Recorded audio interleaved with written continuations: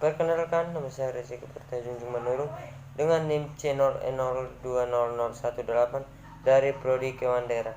Baik, saya akan membahas keuangan negara dan pembendaharaan negara. Baik, yang pertama, definisi keuangan negara. Definisi keuangan negara adalah semua hak dan kewajiban negara yang dapat dinilai dengan uang, serta segala sesuatu, baik berupa uang maupun berupa barang yang dapat disajikan milik negara. Yang kedua, keuangan negara mengatur tentang anggaran pendapatan dan belanja negara atau APBN adalah rencana keuangan tahun pemerintahan negara yang disetujui oleh Dewan Perwakilan Rakyat. Anggaran pendapatan dan belanja daerah atau APBD. Yang ketiga, penerimaan negara adalah uang yang masuk kas negara. Penerimaan negara adalah uang yang masuk ke kas negara. Pengeluaran negara adalah uang yang keluar dari kas negara.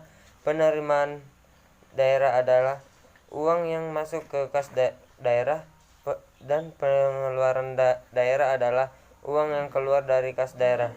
Pendapatan negara adalah hak pemerintah pusat yang diakui sebagai penambahan nilai kekayaan bersih. Pendapatan daerah adalah hak pemerintahan daerah yang diakui sebagai penambahan nilai kekayaan bersih. Keempat, penerimaan negara adalah uang yang masuk ke kas negara. Penerimaan negara adalah uang yang masuk ke kas negara. Pengeluaran negara adalah uang yang keluar dari kas negara. Penerimaan daerah adalah uang yang masuk ke kas daerah, sedangkan pengeluaran daerah adalah uang yang keluar dari kas daerah. Pendapatan negara adalah hak pemerintah pusat yang diakui sebagai penambahan nilai kekayaan bersih. Pendapatan daerah adalah hak pemerintah daerah yang diakui sebagai penambahan nilai kekayaan bersih. Belanja negara adalah kewajiban pemerintah pusat yang diakui sebagai pengurangan nilai kekayaan bersih. Belanja daerah adalah kewajiban pemerintah daerah yang diakui sebagai pengurangan nilai kekayaan bersih. Pembiayaan adalah suatu penerimaan yang perlu dibayar kembali dan atau pengeluaran yang diterima kembali, baik pada tahun anggaran yang bersangkutan maupun tahun-tahun anggaran berikutnya. Selanjutnya, kelima, pengolahan keuangan negara. Keuangan negara dikelola secara tertib, taat pada peraturan perundang-undangan, efisien, ekonomis, efektif, transparan, dan bertanggung jawab, dengan memperhatikan rasa keadilan dan kepatutan. Presiden selaku kepala pemerintahan memegang kekuasaan pengolahan keuangan negara sebagai bagian dari kekuasaan pemerintah. Keenam, asas-asas umum pengolahan keuangan negara. Sesuai dengan Amat Undang-Undang 1945 UU tentang keuangan negara perlu menjabarkan aturan pokok yang telah diterapkan dalam undang-undang tersebut ke dalam asas-asas umum yang meliputi baik asas-asas yang telah lama dikenal dalam pengolahan keuangan negara seperti asas Tuhan, asas universitas, asas kesatuan, asas spesialitas. Asas-asas baru sebagai pencerminan best practice atau penerapan kaidah-kaidah yang baik dalam pengolahan keuangan negara. Akuntabilitas prioritas pada hasil proporsionalitas, keterbukaan dan pengolahan keuangan negara, pemeriksaan keuangan oleh badan pemeriksa yang bebas dan mandiri. Baik, saya akan menjelaskan ruang lingkup dan penjabat perbendaharaan negara. Perbendaharaan negara adalah pengolahan dan pertanggungjawaban keuangan negara, termasuk investasi dan kekayaan yang dipisahkan yang diterapkan dalam APBN dan APBD, yang meliputi yang pertama yaitu pelaksanaan pendapatan dan belanja negara dan daerah. Yang kedua, pelaksanaan penerimaan dan pengeluaran negara dan daerah. Yang ketiga, pengolahan kas, piutang, dan uang negara atau daerah, serta investasi dan barang milik negara atau daerah. Yang keempat, penyusunan laporan pertanggungjawaban pelaksanaan APBN atau APBD. Yang kelima, penyesuaian kerugian negara dan daerah.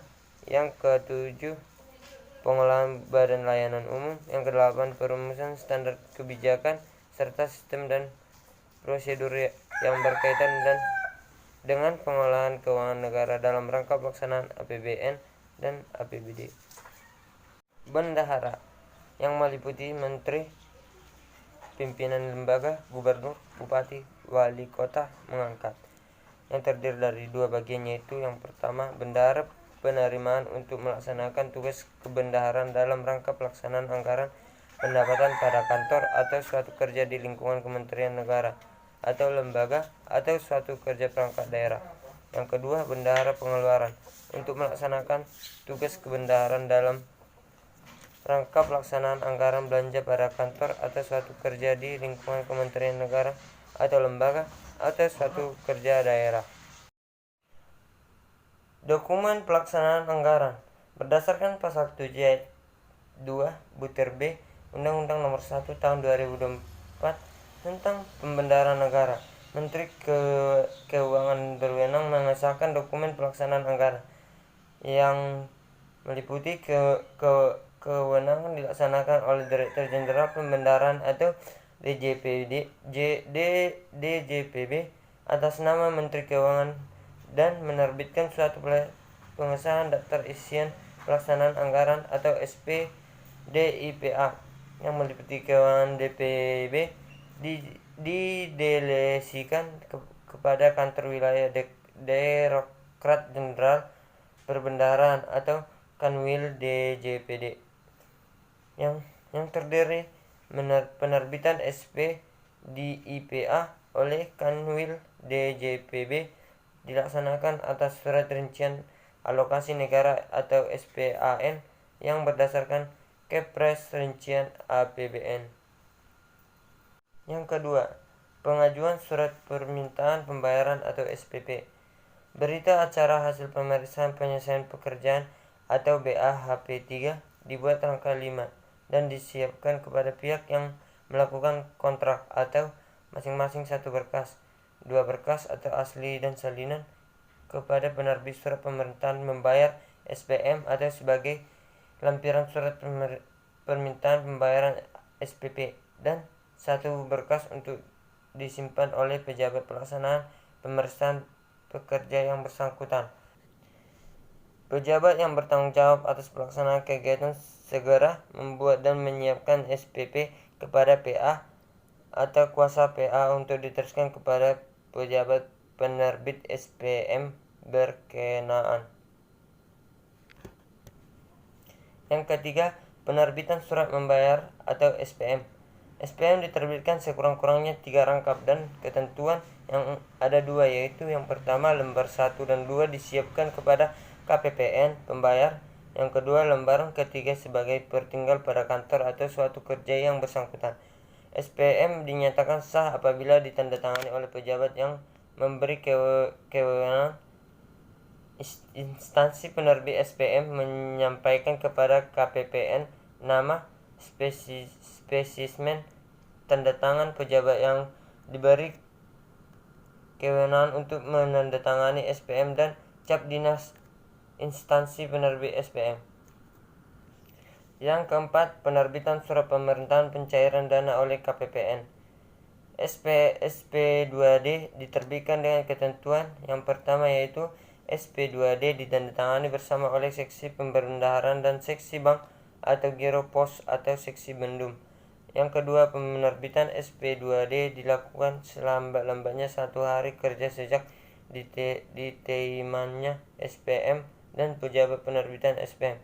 Yang ketiga, SP2D diterbitkan rangkap 3 dan dibubuhi stempel timbul seksi bank atau giro pos atau seksi bendum yang disampaikan kepada bank operasional penerbit SPM dan pertingkal KPPN atau seksi vertikasi dan akuntansi. Yang kelima, jenis pembayaran. Pembayaran langsung adalah pelaksanaan pembayaran yang dilakukan oleh KPPN kepada PA atas nama pihak yang berhak sesuai pengeluaran yang sah. Pembayaran uang persediaan adalah sejumlah uang yang dibayar oleh KPPN kepada bendahara untuk dikelola dalam rangka pelaksanaan kegiatan. Pelaksanaan APPD. Dokumen pelaksanaan anggaran SKPD atau DPA SKPD. Penyusunan anggaran kas. Surat penyediaan dana SPD, surat permintaan pembayaran SPP, surat pemerintah membayar atau SPM, surat pemerintahan pencairan dana atau SP2D, pelaksanaan belanja, surat pertanggungjawaban pengeluaran. Sekian presentasi saya mengucapkan terima kasih dan semoga bermanfaat.